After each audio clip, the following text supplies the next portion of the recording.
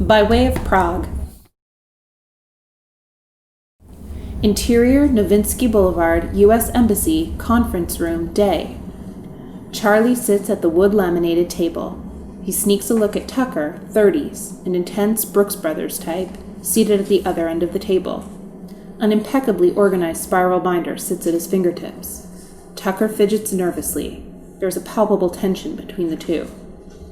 Ambassador Bowes, late 50s, movie star looks, walks to the wet bar.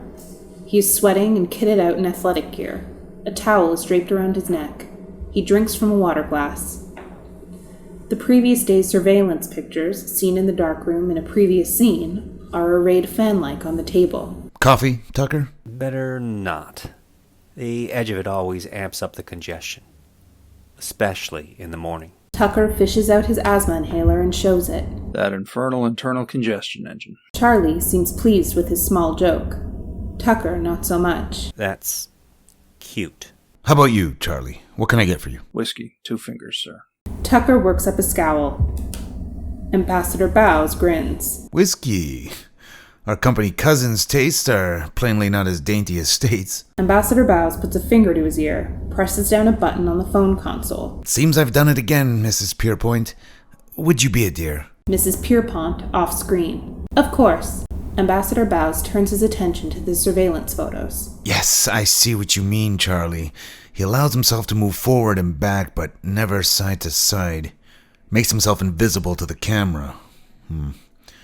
So he's one of ours, then. Is that the idea? Appears so. A Russian one of ours wouldn't know the rotation. Huh. What do you think he was talking to a KGB colonel about in plain sight of our camera in broad daylight? Here's a wild guess. How about the goings-on in that second-floor flat? There's no evidence our insider was ever in the flat. The colonel was.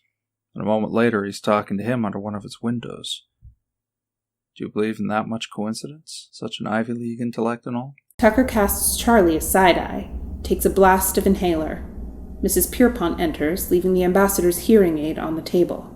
Charlie intently scrutinizes it, then the puffer Tucker squeezes tightly in his hand. Thank you, Mrs. Pierpoint. Tucker, you can start by compiling a list of all those indoctrinated to the watch list.